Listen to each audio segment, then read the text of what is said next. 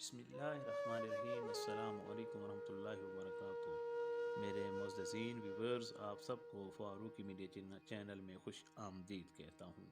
آج کا ہمارا موضوع کیفیات مرض الموت۔ حضرت ابو دردہ رضی اللہ عنہ سے روایت ہے کہ رسول پاک صلی اللہ علیہ وآلہ وسلم نے فرمایا، جس مرنے والے کے سرانے سورۃ یاسین پڑھی جاتی ہے اس پر موت آسان ہو جاتی ہے۔ ابن ابی شیبہ، ابو داؤد، نسائی اور حاکم سے بھی اس قسم کی روایات مروی ہیں۔ حضرت جابر بن زید رضی اللہ عنہ سے روایت ہے کہ مرنے والے کے پاس سورۃ رات کا پڑھا جانا مستحب ہے، کیونکہ اس سے مردہ پر آسانی ہوتی ہے۔ حضرت قتادہ سے وَمَن يَتَقِ اللَّهُ يَجْعَلْ اللَّهُ مُخْرَجًا کی تفسیر یہ بیان کی کہ جو اللہ سے ڈرتا رہتا ہے اللہ اس کو دنیا کے شبہات سے نجات دیتا ہے اور موت کے وقت بے چینی اور قیامت کے دن قیامت کی ہولناکیوں سے۔ ابو نعیم۔ حضرت ابو سعید رضی اللہ عنہ سے روایت ہے کہ نبی پاک صلی اللہ علیہ وآلہ وسلم نے فرمایا کہ تم اپنے مردوں کو لا الہ الا اللہ کی تلقین کرو۔ مسلم، ابو داؤد، احمد، حاکم۔ حضرت ابن عباس رضی اللہ عنہ سے روایت ہے کہ اپنے بچوں کو سب سے پہلے کلمہ طیبہ سناؤ اور اپنے مردوں کو بھی، کیونکہ جس شخص کا اول آخر کلام لا الہ الا اللہ ہو پھر وہ 1000 سال بھی زندہ رہے تو اس سے کسی گناہ کے بارے میں نہ پوچھا جائے گا۔ بہقی۔ حضرت ابو ہریرہ رضی اللہ عنہ سے روایت ہے کہ جب مرنے والے پر سختی ہو جائے تو اس کو زبردستی کلمہ نہ پڑھاؤ بلکہ اس کو تلقین کرو، کیونکہ اس کلمہ پر کسی منافق کا خاتمہ نہیں ہوتا۔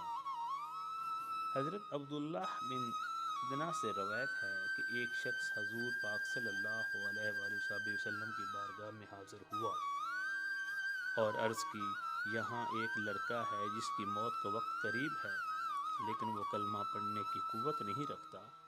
تو آپ صلی اللہ علیہ وآلہ وسلم نے فرمایا، کیا وہ زندگی میں کلمہ نہ پڑھتا تھا؟ اس نے کہا ہاں، زندگی میں پڑھتا تھا۔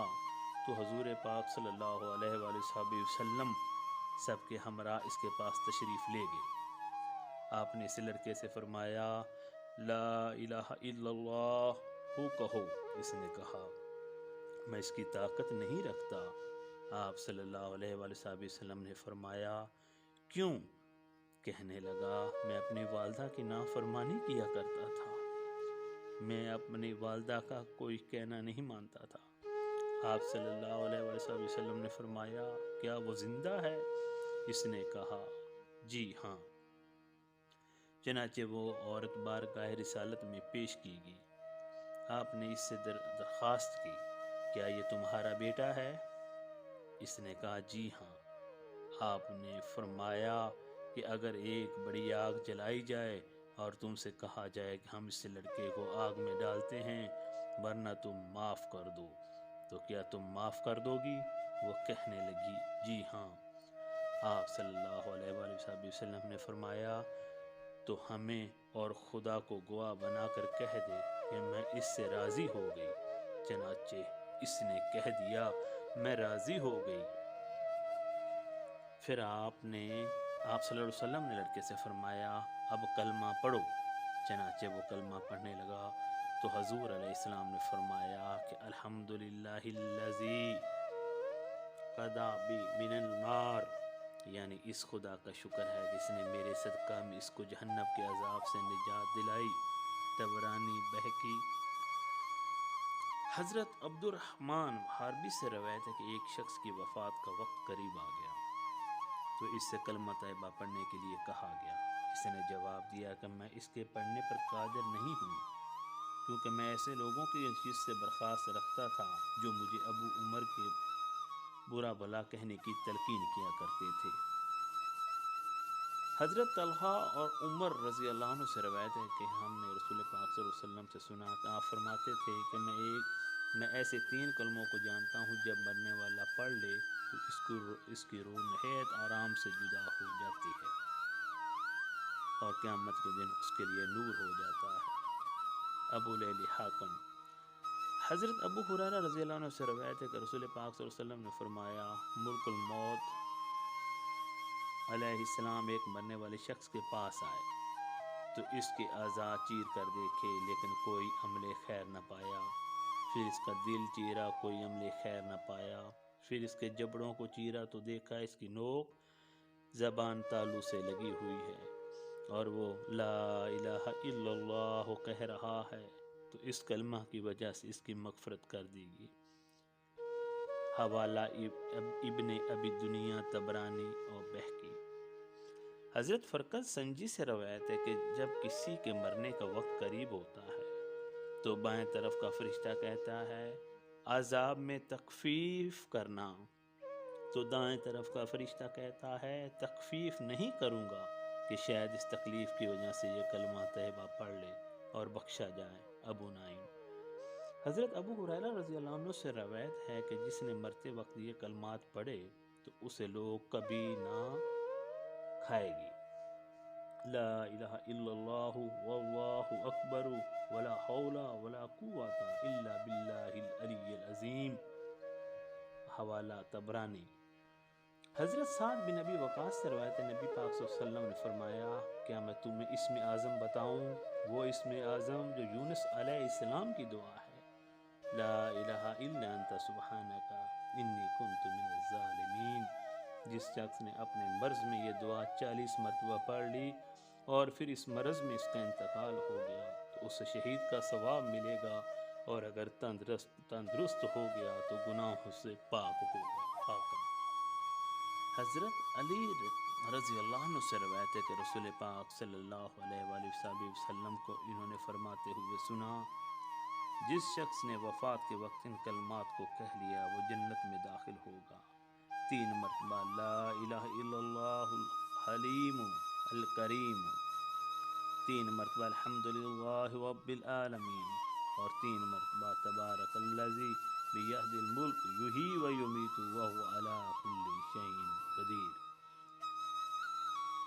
حضرت ابو ہریرہ رضی اللہ عنہ سے روایت ہے کہ رسول پاک صلی اللہ علیہ وآلہ وسلم نے فرمایا اللہ فرماتا ہے مومن میرے نزدیک مکمل بھلائی ہے کہ میں اس کی روح قبض کرتا ہوں، وہ میری تعریف کرتا ہے۔ اس قسم کی روایت بہقی نے کی۔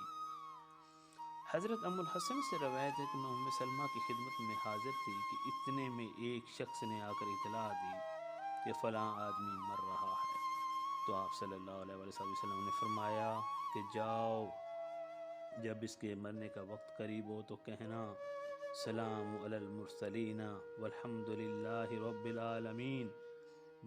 مرزوی مسلم ابن شیبہ۔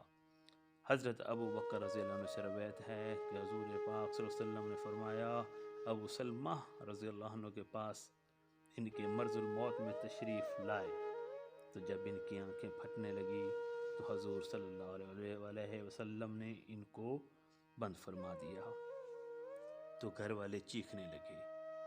آپ صلی اللہ علیہ وسلم نے ان کو خاموش کر دیا اور فرمایا جب روح نکلتی ہے تو نگاہ اس کا پیچھا کرتی ہے، جب کوئی شخص مرتا ہے تو ملائکہ حاضر ہوتے ہیں اور گھر والے جو کچھ کہتے ہیں وہ اس پر آمین کہتے ہیں۔ پھر آپ صلی اللہ علیہ وسلم نے فرمایا اے اللہ ابو سلمہ کو ہدایت یافتہ لوگوں کے درجہ میں پہنچا اور ان کے پسماندگان میں ان کا جان نشین مقرر فرما، ہماری اور ان کی قیامت کے دن مغفرت فرما۔ طبرانی۔ حضرت شداد بن اوس رضی اللہ عنہ سے روایت ہے کہ رسول پاک صلی اللہ علیہ وسلم نے فرمایا جب کوئی مرنے لگے تو اس کی آنکھ بند کر دو، جب روح نکلتی ہے تو نگاہ اس کا تعاقب کرتی ہے اور فرشتے وہاں موجود ہوتے ہیں تو جو اہل کھانا کہتے ہیں وہ اس پر آمین کرتے ہیں۔ حاکم۔ حضرت مجاہد سے روایت کی کہ وہ کہتے ہیں کہ مجھ سے ابن عباس رضی اللہ عنہ نے فرمایا دیکھو بغیر وضو ہرگز نہ سونا، کیونکہ روح کو جس حالت میں قبض کیا جاتا ہے اسی حالت میں رکھا جاتا ہے۔ بہقی۔ ابو نعیم۔ حضرت انس رضی اللہ عنہ سے روایت ہے کہ رسول پاک صلی اللہ علیہ وآلہ وسلم نے فرمایا جس شخص کی روح ملک الموت نے عالم دنیا میں بحالت وضو قبض کی تو وہ قیامت میں مرتبہ شہادت کا